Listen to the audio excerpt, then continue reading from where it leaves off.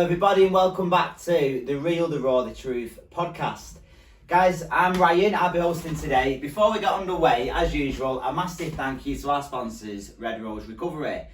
Whereas which, if you go on the website for www.redroserecovery.org.uk, you can now purchase one of our The Real, the Raw, the Truth podcast t-shirts, which is a brilliant way, guys, if you can, to support us. You know, we want to share like what we're doing, how we can help people. We want to get involved with everybody, and you know that'd be a brilliant way for you to get involved. Today I'm joined by our wonderful colleague from the north. Do you want to introduce yourself? Yeah, so I'm Emma and I work in the north locality. I'm a community engager. I am also the deputy lead, don't you know? I didn't know actually. No, congratulations. Grab a round of applause for Emma, everybody. Yeah, Is that a recent thing? Yeah, few weeks. All I'm right, a little bit embarrassed about it, to congratulations. tell you the truth. No, don't be embarrassed. Be proud about it. Yeah, I am. Definitely. Yeah, so I work in the north. I work as a community engager, which means I go out there, liaise with other services, support our beneficiaries, and be a little bit of a voice for them when they can't be for themselves. Someone did that for me, and I'm smashing it back. Yeah, that's brilliant, Emma. So that's what you do as a profession. Yes. What I'd like to know, just briefly, and Yeah. obviously only share with me, like, you know, what you feel comfortable. Yeah. Tell me a little bit more about young Emma, Okay. like, you know what I mean? Where was your teenage years, 20s? How did you get involved with Red Rose? But, yeah. Okay, so I'm probably one of them typical people where you write it all down, I'm going to be an addict, or I'm going to be in prison, or I'm going to be somewhere. All the childhood aces, you know, my dad was in jail, my mum was in a mental hospital. I brought my grandparents, I come from Manchester, so I was brought with my brother and my grandparents, and the area was rough, like all of my mates' dads were in jail as well, and all of my mates didn't have a mum, and like, yeah, it was rough, it was tough, it was rough, and I didn't know any better. My early years were shitty really, you know, there was abuse and things like that. So quickly I learned how to sort of be tough and defend myself, and as a woman, use what I've got, if you like. Anyway, I ended up falling pregnant with my son when I was 15. So my boy saved my life. So I had my son when I was 15 and moved away then. My grandparents died. My dad was like in and out of my life because he'd had another family by then. I'd not even met my mum at this point. But when my granddad died, I moved to Morecambe to try and connect with my mum. Was that from Manchester? Yeah, from Manchester to Morecambe. My granddad died. I had me and a 2-year-old son, and I moved to Morecambe. I wanted my mum. I wanted our mum. Unfortunately, You call it, Emma, as you'll know in recovery world, like geographical. Like I've done it myself. Like you guys can probably relate who are watching. I'm gonna leave. Go somewhere else, that way all my problems are gone. Everyone I know, they're dragging me down. Did you feel that after a period of time in Morecambe it was the same outcome, or did you get a bit of respite for a while? Well, at that point, so when my son was born and I moved to Morecambe, the purpose for that move was not necessarily to escape my own head at this point. Like I was 17. Yeah, you're still a baby. Yeah, and it was to find my mum. Like I wanted a mother. I never had a mum. I was lost. My grandparents had died. But when I got here, my mum ended up being my mate. So my mum's got bipolar disorder. Like I said, she was in mental hospital all my growing up, and I got bipolar disorder. And we ended up being mates. We ended up session together, sleeping with people together. We had fun, really, but it wasn't a mum, yeah. At this point in my life, I met a man who was like 10 years older than me, fell head over heels, dramatically in love with him, and we ran away together. We robbed a drug dealer and ran away. All the usual romantic stuff that young couples do. It was dead romantic, you know. He left his missus for me. I'm 18 here thinking I've cracked it. Unfortunately, you know, he was an heroin addict. He had trauma in his past as well. I had trauma. We were glued together, very codependent. Like I couldn't live without this person. And he was on heroin and crack. And so I didn't do what everyone else, like I had a drink when I was a kid and that, and we used to get drunk on the park and whatever. But I never smoked weed, never smoked fags, didn't do the glue and the gas and all that lot. I literally met this man, ran away with him, next thing I'm injecting heroin and smoking crack. Would you feel it was, I don't want to say your partner's fault, but was he an instigator, or do you feel like he would have...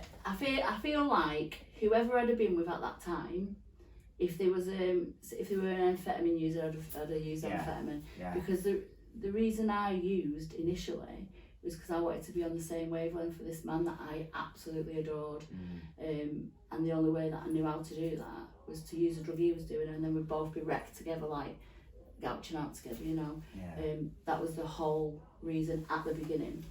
Anyway, as the years went on, you know, we had 3 more children in addiction.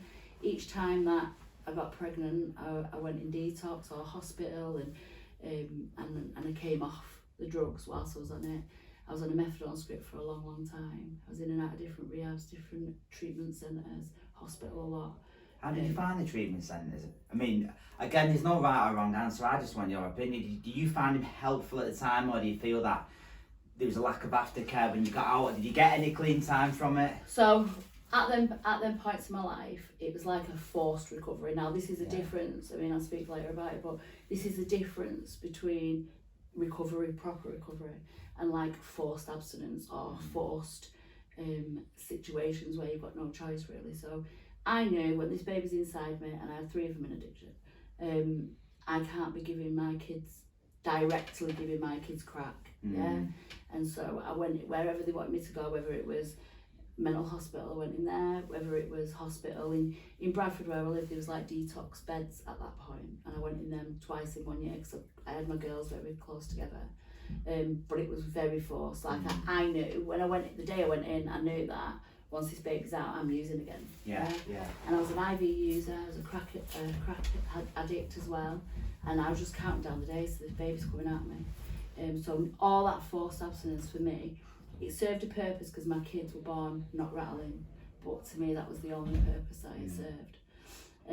Anyway, so that went on for a long time, and you know, I had my kids in. So I ended up with 4 children, bang up drugs, injecting. My partner at the time, with the baby's dad, he was in and out of jail because he was grafting, you know, to get money for the drugs.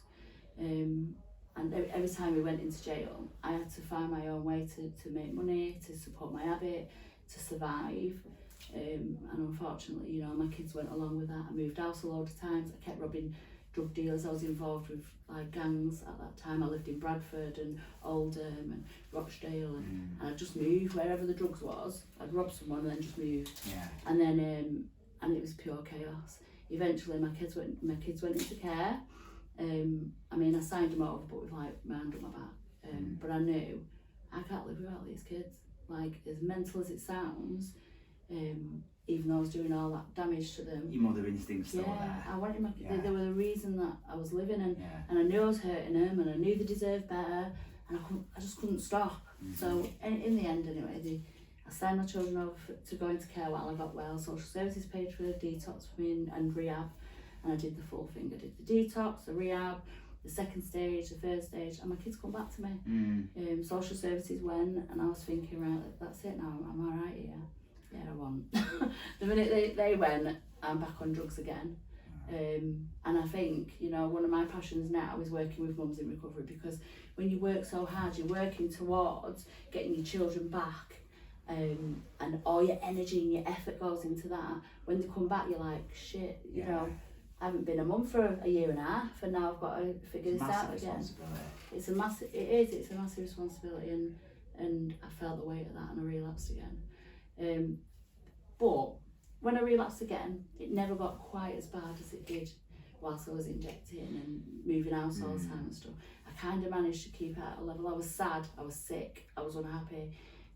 But my kids have grown up a little bit. They kind of accepted I was an addict and I'm probably going to be in and out of recovery forever. And in the end, we moved away. Moved back to Morecambe. So I moved away back to Oldham, Rochdale, moved all over, went back to Morecambe now where my mum was.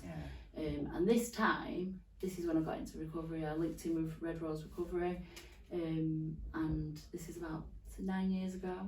I came to Morecambe to be with my family, with my mum, and there was no pressure on me anymore. So social services had gone, my kids were a bit older, my partner, we were kind of on and off, but I weren't like dependent and reliant. I wasn't in love with him anymore, so he didn't have that emotional hold on me.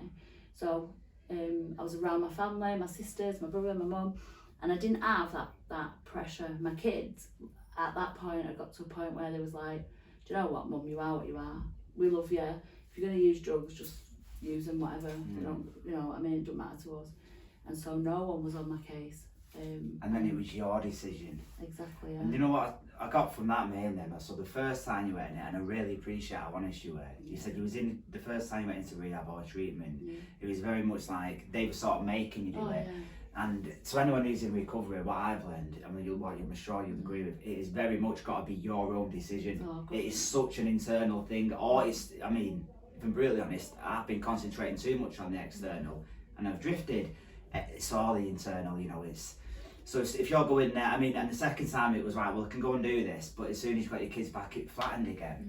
Yeah. And then eventually, when it was your decision, and like social services are off you, and your kids are a bit older, you was able to like blossom. And yeah, I think in fact, I can't explain it enough. Like all the other times was for somebody else, and my kids. And you know what? You know, anyone watching this, like your kids should be enough. It absolutely should be enough. And somehow it's not. It's like it's not. And it's not dependent on how much you love your kids or how much, you know, you don't matter to you or anything like that. That's not the relevance there. The relevance is something inside me is broken, my spirit's broken, you know, like it's bigger than that. And yeah, when my kids kind of accepted me for what I was, and I thought I'd always be like, I literally thought I'd always be using or trying to stop using. And I was one of them people as well who I did do an AA, I did mutual aid meetings for like 3 years, but I couldn't get off my script. You know, I feel like this could be controversial, but I feel there's a real place for script, and for me it definitely was part of my recovery journey. That being, whilst I was sticking to my script, I wasn't injecting, I wasn't selling myself, I wasn't selling drugs, I wasn't moving house. You know what I mean? All that stuff that I'd never had before, I could get in place when I was sticking to my script. And then eventually, it was kind of like organically really, I just reduced because I didn't need as much anymore. And then when I found recovery really, it was when I got involved with RedRoseRecovery, started volunteering on my script. So I left NA because I didn't quite fit in there, because I was happy if I stayed on this Subutex for the rest of my life. If I stayed on that, and my life was all good, I was happy. So I butted a few heads with people, and I was like, look, I'm not bothered, I'll take a tablet for the rest of my life. That did change, but at the time, that's what I was thinking. And I came to RedRoseRecovery where I was accepted. So it didn't matter that I was on a script. All the good stuff I was doing was relevant, and like it was good. It didn't matter. I weren't. You feel more appreciated in Red Rose. Absolutely, yeah. I felt more appreciated because we can come here at any stage in our recovery and we get met there. Yeah, I was one of them people that needed to be met there. I needed recognition for the work I'm doing, not the fact I'm taking 0.4 mil of a tablet. Yeah? I know, I agree with you implicitly there. You know, if you change your life around, it was somebody that's, you know, throw blogs to come in and say, well, technically you should be doing it this way. Well, the evidence speaks differently. Yeah, you know definitely. What I mean? And I think there's lots of different ways to get recovery and sound recovery and recovery that sits well within me. And I volunteered at a lot of different places, but yeah, finding RedRoseRecovery, it changed my life. It gave me opportunities for volunteering and then into employment, you know. Like I said before, I'm sat here as deputy lead, and I'm like, how that happened, I will never know. But yeah, they say the joys of recovery is, and I've got them in abundance. You really have got them in abundance, and you've also brought a really nice calming vibes in here. It was hectic in here earlier. Do you know what, Emma? I really appreciate your honesty, and I'm sure there'd be plenty of people, but in particular, I get the feeling that there'll be plenty of mums out there that can relate and will find a lot of inspiration and hope through what you've just shared with us. And I know one of your sons really worships the ground you walk on, so I wouldn't worry too much about what was he doing when I was younger. So thanks for coming in again on your dinner hour to share this story with us. And guys, if you have related to what you've heard, or you might know somebody who's related or who requires our help, please, as always, you know, pop in. We're in Lancaster, you know, we're in Preston, we're in Blackburn. Come and see you. You'll be greeted by me or Emma, one of our locals. We are the community engagement workers. Again, if you like what you've heard it, go on our website, www.redroserecovery.org.uk. Get a t-shirt while you're on there. Have a look at our timetable. Like our video, share, comment, click on the description below, subscribe. And until then, I'll see you all very, very soon. Stay safe. See you later.